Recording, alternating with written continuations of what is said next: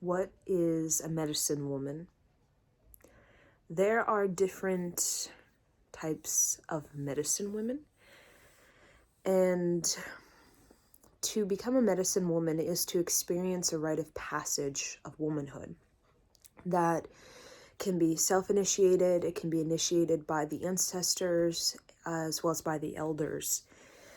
And a medicine woman's sort of rite of passage into womanhood is different from like a medicine man. Okay, a man's rite of passage into manhood is different. So this is kind of how I see it as a rite of passage of womanhood. That is kind of like the sort of foundation for becoming a medicine woman. So you have, becoming a woman, right? Becoming a woman, you uncover yourself, yourself through these different kind of practices. So there's personal power. Okay, there's personal power, and that's kind of its own kind of school of expression and practice, right? And then you start to move into sovereignty. Okay, and then you start to move into freedom. Okay. And then we start to move into creativity. Okay. And, these are kind of the rite of passage of womanhood in which we create a solid ground in which we can receive our divine voice.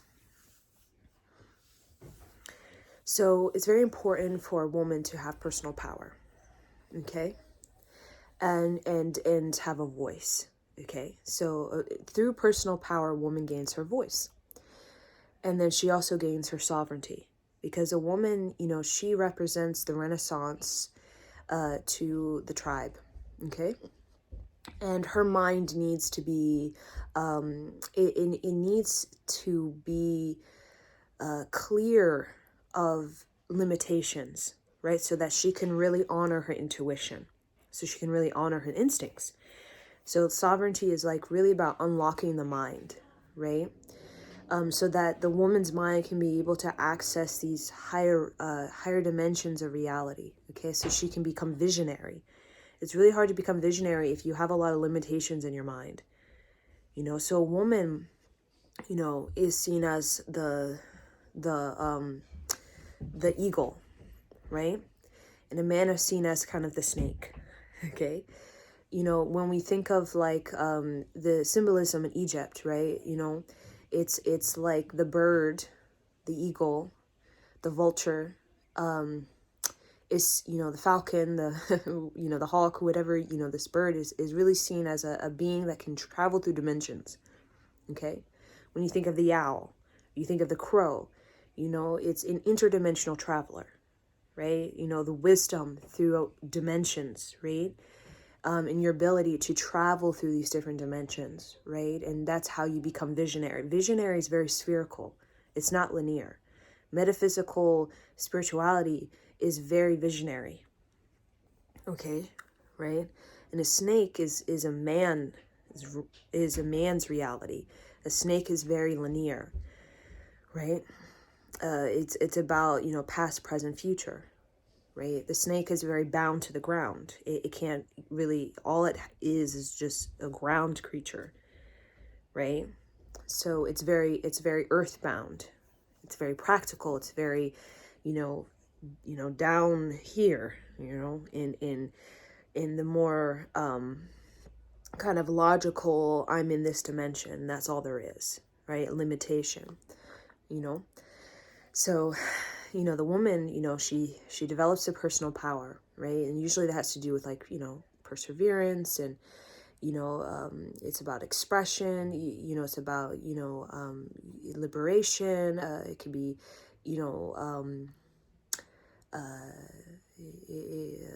it could be about self-esteem, So personal power gives way for a voice. A woman must have a voice. And even in the Bhagavad Gita and the sort of ancient social, Vedic social structure, a woman has a voice. Women like to talk, and men, they will talk. They will be leaders if that's their position. But, women, we can talk a lot, right? We are community. We love to be in our community. We're seen as the gatherers, so we share. In a tribe, if you want to know about the people in your tribe, you talk to the women, because, the men know, but the women really know, because we are very intimate. We have intimate connections with the people in our tribe. While men are seen as like hunters, and women are more of the sort of diplomats, we'll say, right? In the way of, because we have such intimate relationships with each other, we know about the people in our tribe. We know about what people are going through. We know who's pregnant. We know who's delivering a child, pretty soon. Or, we know about the children. We know about the husbands. We know, right? Because we are the community. We create the community. We create the ceremony for the community, right? But we have to have a voice. We have to be able to conversate. We have to be able to communicate. We have to be able to be, a diplomat, or to mediate, or to, calm down a situation, right? And that's the one thing about a lot of wars in our modern time, is that a lot of it is just miscommunication, is misunderstandings, because we're not communicating. We're not, we're not sharing with each other, right? And that's kind of, it's been through the patriarchal, right? They're not communicating, right, in a way that's clear. They haven't developed that voice to be clear. It's like have a public speaking is something you have to learn. You have to articulate. You have to have a vocabulary. You have to have confidence. It's not just, you just learn it one day, right? So personal power gives way for a voice. Okay, and then a voice, a woman starts to, gain a self-worth. Very important, self-worth. Okay, and when she starts to really believe in her intuition, start to harness her intuition and develop it, she starts to gain a self-worth. She starts to recognize her value, right, because of her intuition, and she's developing it because she's unlocking the mind through that sovereignty. And it's an internal sovereignty. It's not necessarily an external sovereignty, such as I'm separated from the state or the group or the community or the tribe. It's a sovereignty in the internalizing, right, of, yes, I'm a part of this world, but I there's certain limitations that I don't have to abide by. I can separate myself from these limitations, such as death. Yes, death is perceived as a limitation, right? But I can separate myself through my sovereignty and see beyond death. See death as something entirely different than a limitation, than a separation, right? When my father dies, he's gone, he's separated. The sovereignty of the mind is like, it challenges that limitation. It says, yes, my father has died, but I can see beyond that. I'm not restricted. I can still connect to my dad in another dimensional state, right? So personal power gives way for a voice. Sovereignty gives way for that self-worth, really believing in intuition. And then intuition gives way for craftsmanship. Craftsmanship is like, women create the ceremony, the community. They create, they weave baskets. They make clothes, they prepare food, they gather the food, they grow the food, they cultivate, they nurture the food, they create babies and educate these babies, raise these babies, Craftsmanship is really important to a woman's fulfillment. It can be sculpting, it can be dance, it can be song, it can be instrument, it can be gathering shells, pearls. I mean, so many things. That's a woman's real work, is that craftsmanship, and there's different expressions, an elder's craftsmanship could be sharing her teachings with the young ones. A child's craftsmanship could be, it loves to gather pearls and make pearl necklaces, something where you're being constructive with your reality, with the earth, and you're honoring the earth through your craftsmanship. It's like a ceremony, like, I'm honoring the earth by, I cultivate sage, and then I smoke the sage, and then I inhale the sage, and I bless myself with it. It's like a real honoring of the earth, right? And then creativity gives way for, right, creativity. And creativity is a woman's world.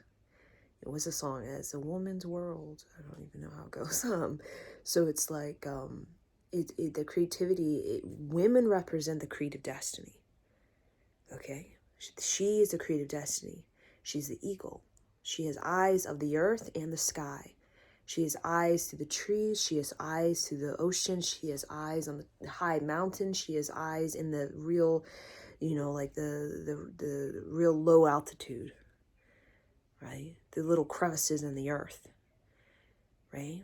So it's like, she is that creative destiny. She is that kind of coming together, where everything comes together in this reconciliation, where she can have a bigger picture of things, we call a higher perspective, right?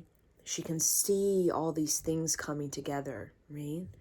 And that creative destiny is about that harmony, right? So she sparks the creative renaissance, right? And she leads it through her voice. Either it's singing, it's public speaking, it's sort of diplomacy. She speaks into the earth, the creative renaissance, the harmony. She speaks healing into those who are sick. She speaks, if somebody's delivering a baby, she speaks courage or confidence into that woman. She speaks, character development for young boys. She speaks affection to her husband, right? And then what really charges a woman, what replenishes a woman, because she's such an endless giver, is other women. When women are with other women, that is like so nourishing.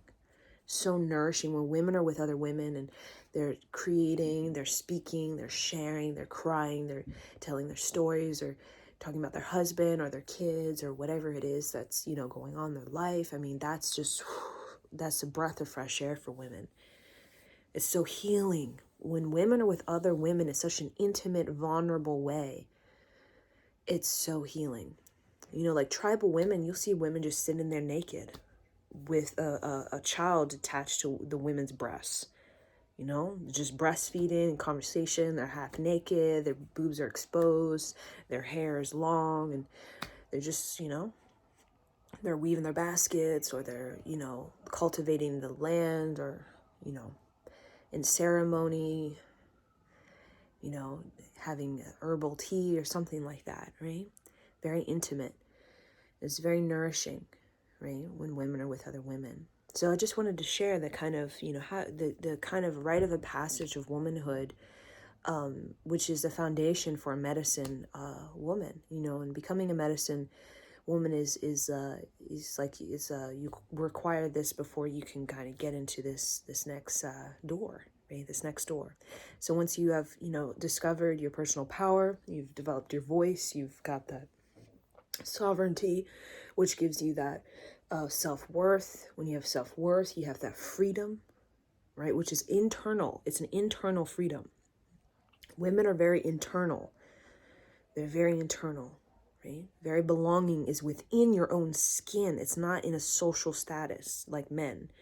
It's internal. I am freedom because I am free in myself. I in my skin, right? Not just because of my status or because of social economic or something like that. It's a little different than men's interpretation.